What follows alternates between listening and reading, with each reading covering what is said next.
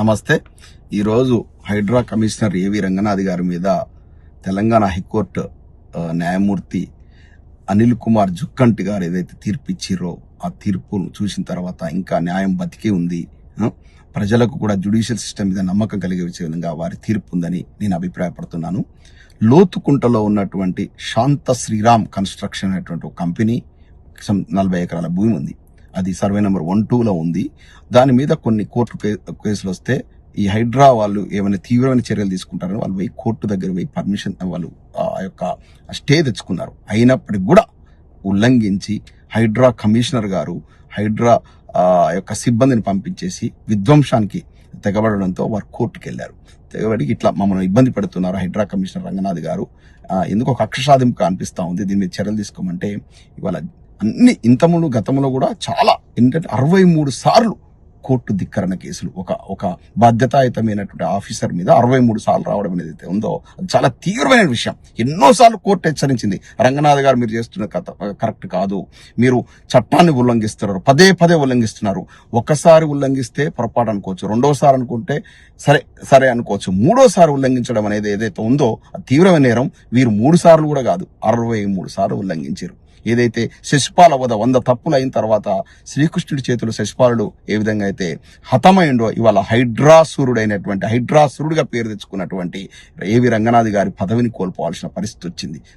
పదే తప్పులు, ఒక బాధ్యతాయుతమైన పదవిలో ఉన్నోడు అంటే నేరాలు చేయడానికి అలవాటు పడ్డ వ్యక్తిలా ప్రవర్తిస్తున్నాడని జస్టిస్ అనిల్ కుమార్ గారు ఏదైతే వ్యాఖ్యానించారో అత్యంత తీవ్రమైన వ్యాఖ్యలు.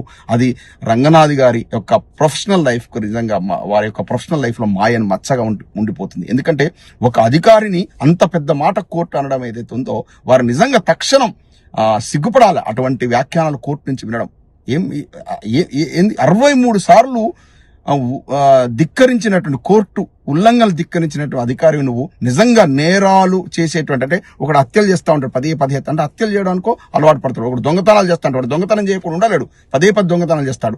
ఆ విధంగానే కోర్టు ధిక్కరణ చేయడం కూడా అలాంటి అలవాటు అంటే నేరం చేయడం అనేటువంటి నేర ప్రవృత్తిని కలుగున్నటువంటి అధికారి అంటే మానవత కోణం లేదు, ఏం లేదు, తను అనుకున్నదే అంటే చట్టాన్ని ఉల్లంఘించడం, తను చెప్పిందే చట్టం. ఎంతకు పోయిందంటే ఈ రంగనాథ్ గారు అంటే రేవంత్ రెడ్డి గారి ప్రోద్బలం ఉంది. ఎందుకంటే ఈయన డైరెక్ట్ గా రేవంత్ రెడ్డి గారికే రిపోర్ట్ చేస్తారు, మధ్యలో ఇంకెవరో మినిస్టర్లు ఇంకెవరో లేరు. ఏవి రంగనాథ్ గారు డైరెక్ట్ గా రేవంత్ రెడ్డి గారికి రిపోర్ట్ చేస్తారు. ఇవాళ హైకోర్టు చేసినటువంటి కామెంట్స్ అన్ని కూడా ఇండైరెక్ట్ పరోక్షంగా రేవంత్ రెడ్డి గారి మీద చేసినాయే. అంటే రేవంత్ రెడ్డి గారు ఎప్పుడు కూడా ముఖ్యమంత్రి గారు డైరెక్ట్ పోయి కార్యాచరణ చేయడు, ముఖ్యమంత్రి గారు ఆదేశిస్తే అధికారులు చేస్తారు. కాబట్టి కేసులన్నీ గతంలో కూడా ఐఏఎస్ ఆఫీసర్లు ఐపీఎస్ ఆఫీసర్లు చాలా మంది జైలుకు పోయారు. ఎందుకంటే వాళ్ళు ఈ యొక్క మంత్రులు చెప్పింది గుడ్డిగా విని అంటే ఫాలో అయ్యి, ఎందుకంటే వారిని ప్రేజ్ చేయడం కోసం ముఖ్యమంత్రి గారు చెప్పారు, ముఖ్యమంత్రి గారిని సంతోష పెట్టాలి, వారు చెప్పిన పని చేయాలని అంటే చట్టాన్ని ఉల్లంఘించడం అటువంటి కార్యక్రమాలు చేసి చాలా మంది శ్రీలక్ష్మి ఐఏఎస్ ఆఫీసర్ కూడా అప్పుడు జైలుకి వెళ్లారు, మనం చూసాం. అదే విధంగా ఇవాళ రంగనాథ్ గారికి కూడా ఇలాంటి తప్పుడు పనులు చేయడం వల్ల ఈ దుస్థితి నెలకొంది. వారి యొక్క ప్రొఫెషనల్ లైఫ్ లో ఇది ఒక చీకటి రోజు, ఒక మాయని మచ్చ. చాలా ఘోరమైన కామెంట్ చేసిందండి హైకోర్టు, ఏ అధికారం చేయదు. ఇప్పుడు దీనికి తక్షణంగా పరోక్షంగా రేవంత్ రెడ్డి గారు ఆజ్ఞల ప్రకారం చేసిన రేవంత్ రెడ్డి గారు రాజీనామా చేయాలి. యాక్చువల్గా ఏమాత్రం చిత్తశుద్ధి ఉన్నా కూడా, ఎందుకంటే ఇండైరెక్ట్ రేవంత్ రెడ్డి గారిని అన్నట్టే కాంగ్రెస్ ప్రభుత్వాన్ని అన్నట్టే మీరు ఉల్లంఘిస్తున్నారు, చట్టాన్ని ఉల్లంఘిస్తున్నారు. ఎందుకంటే చట్టాలు చేసేటువంటి ప్రభుత్వమే, చట్టాలు చేసేటువంటి ముఖ్యమంత్రి గారే, చట్టాలను అమలుపరచాల్సిన అధికారులే చట్ట ఉల్లంఘన చేస్తే ఇక సామాన్య ప్రజలు ఎవరికి చెప్పుకోవాలి? అంటే ప్రజలకు ఏదన్నా ఆపదొస్తే అధికారులను సంప్రదిస్తారు, మంత్రులను ముఖ్యమంత్రి గారిని సంప్రదిస్తారు, కానీ వాళ్ళే చట్ట ఉల్లంఘన చేస్తుంటే ఏం ముఖ్యమంత్రి గారు మీకు ఓవైసీ గారి ఫాతిమా కాలేజ్ కనపడుతుందా? కనపడట్లేదా? క్లియర్ ఎంక్రోచ్మెంట్ కదండి, నడి చెరువులో కట్టారు కదా, అది కనపడదు. మీ బ్రదర్ అనుమల తిరుపతి రెడ్డి గారు కోమో టైం ఇస్తారు, వారు పోయి కోర్టు పోయి స్టే తెచ్చుకుంటారు, అది FTL పరిధిలో ఉన్నా కూడా దాని మీద చర్యలు తీసుకోవడానికి మీకు రావు, ఎందుకంటే సొంత సోదరుడు కదా, మీ కుటుంబం కదా. కానీ సామాన్యులు ఎన్ని వేల కుటుంబాలు నండి, వాళ్ళ ఏడుపులు మీ కంటికి కనపడలేదా? ఒక సందర్భంలో మీరు అన్నారు వాళ్ళ ఏడుపులు నాకు చాలా ఆనందాన్ని కలిగిస్తున్నాయనే విధంగా అర్థం వచ్చేలాగా మాట్లాడారు. హైడ్రాన్ పెట్టిందే హిట్లర్ స్ఫూర్తిగా తీసుకుని అని చెప్పారు. హిట్లర్ ఎంత నరరూప రాక్షసుడు చూశారు కదా, నరరూప రాక్షసుడిలాగా మారింది హైడ్రాసురుడిగా పేరు తెచ్చుకున్నాడు. ఒక సమర్థవంతమైన అధికారిగా పేరు తెచ్చుకున్నటువంటి రంగనాథ్ గారిని ఇలా భ్రష్టు పట్టించింది ఎవరు? మీ డైరెక్షన్ కాదా రేవంత్ రెడ్డి గారు? మీ వల్ల రంగనాథ్ గారి యొక్క యొక్క ప్రొఫెషనల్ లైఫ్ ఇలా భ్రష్టు పట్టిపోయింది. ఆయన తీవ్రమైనటువంటి వ్యాఖ్యలు ఇవాళ అవసరమైతే కోర్టు జైలు కూడా పంపుతా అని చెప్పింది. అటువంటి దుస్థితికి దిగదార్చింది ఎవరు? అంత మంచి అధికారాన్ని దిగదార్చింది ఎవరు? మీ ప్రభుత్వం కాదా?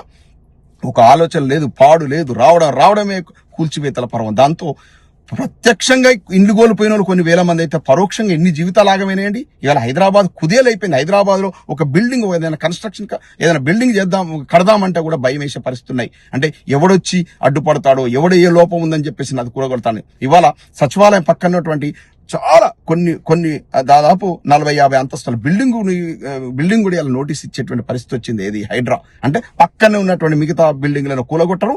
ఎవరినైతే కక్ష సాధింపు చేయాలో, ఎవరినైతే ఇబ్బంది పెట్టాలో వాళ్ళకి మాత్రం నోటీస్ ఇస్తారు. ఈ రకంగా హైడ్రాను దుర్వినియోగం చేస్తూ హైడ్రాకు కీలకమైన ఆదేశాలు ఇస్తూ కక్ష సాధింపు చర్యలకు పాల్పడుతూ రాజకీయంగా ఎవరైతే వ్యతిరేకంగా ఉన్నారో వాళ్ళని ఇబ్బంది పెట్టే విధంగా ఏదైతే రేవంత్ రెడ్డి గారి ప్రేరేపణతో రంగనాథ్ గారు విచ్చలవిడిగా రెచ్చిపోయినరో వారికి వాళ్ళ తగిన శాస్తి చేసింది తెలంగాణ హైకోర్టు.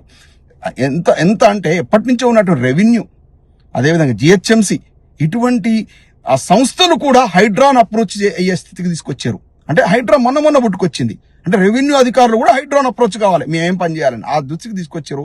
ఇవాళ ఎన్క్రోచ్మెంట్ పేరుతో మొత్తం ఎంతో మంది మధ్యతరగతి ప్రజలను వాళ్ళ నెలల ఈఎంఐలు కడుతున్నారు. జీవితకాల సంపాదనతో అపార్ట్మెంట్ కొంటూ వాళ్ళందరినీ ఆ ఇండ్లు కూల్చేసి వాళ్ళ రోడ్డు మీద పడేసారు. ఆ పాపం ఉరికపోలేదు. ఇలా ఆ పాపానికి ఇలా పరాకాష్ఠకు చేరింది. కాబట్టి ఇలా హైకోర్టు తీవ్రమైనటువంటి జడ్జిమెంట్ ఇచ్చింది. మున్ముందు కూడా ఇందులో ఇన్వాల్వ్ అయిన వాళ్ళకి కూడా ఇబ్బందులు తప్పవు, న్యాయం బతికే ఉంది. ఏదైతే శిశుపాల వద ఎట్టయితే 100 తప్పులు జరిగిన తర్వాత శ్రీకృష్ణుడికి శిశుపాలుడు ఎట్టయితే బలైండో, హైకోర్టు లాంటి సుప్రీంకోర్టు లాంటి మన యొక్క జ్యుడిషియల్ సిస్టమ్ చేతి లోపల ఈ తప్పులు చేసేటువంటి అధికారులను రాజకీయ నాయకులు కూడా ఖచ్చితంగా శిక్షకు గురవుతారు. ఇప్పుడైనా ఆపండి, రేవంత్ రెడ్డి గారు రివ్యూ చేసుకోండి. ఏమైనా ఉంటే ప్రజలకు ఉపయోగ పనులు చేయండి. మీరే గతం లోపల ఎన్నో కార్యక్రమాల లోపల ప్రెస్ మీట్లలో పాల్గొని చిన్న తప్పులుంటే బిల్డింగ్లు కూలగొడతారా, వాళ్ళ జీవితకాలం సంపాదించ కట్టుకున్నటువంటి ఇండ్లను కూలగొడతారా, వాటిని ఏదైనా పెనాల్టీస్ రెగ్యులరైజ్ అన్నారు. కానీ అది మీకు ఇప్పుడు ఇవాళ అలాంటి మానవతా కోణం మీలో లేదు. ఇవాళ ఏం చేస్తున్నారు? కూలగొట్టుడే ధ్యేయంగా పెట్టుకున్నారు. కూలగొట్టుడు ఏమైంది? మొత్తం తెలంగాణ సర్వనాశనం అయింది. వెలుగుమట్ల దుర్ఘటన చూసాం. వెలుగుమట్ల కొన్ని వందల కుటుంబాల రోడ్డు ఓవర్ నైట్ అంటే వాళ్ళ మొత్తం రోడ్డు మీద పడేసారు. చిన్న పిల్లల ఆక్రందనలు చూసాం. ఆ చెట్ల కింద వాళ్ళు పడుకొని ఆ చిన్న బేబీలు వాళ్ళు ఏడుస్తున్న సంఘటనలు చూసాం. హృదయ విధానం అంత పాపం ఊరికపోతుంది. పాపం తగులుతుందండి. ఇప్పటికైనా రివ్యూ చేసుకోండి. ఇలాంటి కార్యక్రమాలను పక్క పెట్టండి. ప్రభుత్వం ఎప్పుడు కూడా మానవతా కోణంలో ఉండాలి, అధికారులు కూడా ఎప్పుడు కూడా మానవతా కోణంలో ఉండాలి తప్ప ఇట్లాంటి అరాచక చర్యలు గవర్నమెంట్ చేయడం అయితే పద్ధతి కాదు. ఈ విషయాన్ని ప్రజలంతా కూడా గమనించారు. మీకు రాబోయే రోజుల లోపల ఖచ్చితంగా కూడా హైదరాబాద్లో అయితే ఇక కాంగ్రెస్ పార్టీకి ఇక భూస్థాపితమే. మీరు చేసినటువంటి దుర్మార్గాలు అన్ని కాదు మీ ప్రభుత్వం. ఇలా జరుగుతుందండి. ఇవాళ కోర్టులు ఇన్వాల్వ్ అయితే గానీ ప్రజలకు ఏదో ఉపశమనం కలిగే పరిస్థితి లేదు. ఎందుకంటే ప్రభుత్వం మీద నమ్మకం పోయినప్పుడే కదా ప్రతి ఒక్కరు కోర్టుకు పోయేది. కోర్టుకు పోయిరంటేనే ప్రభుత్వం ఫెయిల్ అయిందని అర్థం. మొత్తానికి ఇవాళ ఈ యొక్క ఏవి రంగనాథ్ గారిని తక్షణమే బర్తరఫ్ చేయాలి, వారి స్థానంలో ఇంకో అధికారం నియమించాలి. వీరు చాలా తప్పులు చేసినారు రేవంత్ రెడ్డి గారి డైరెక్షన్ లో అనేటువంటి అర్థం వచ్చే లోపల ఇవాళ తెలంగాణ హైకోర్టు ఇచ్చిన జడ్జిమెంట్ మాత్రం చరిత్రలో ఉంటుంది. ఇంకా న్యాయం బతికిచ్చిందని నేను విశ్వసిస్తున్నాను. జై తెలంగాణ.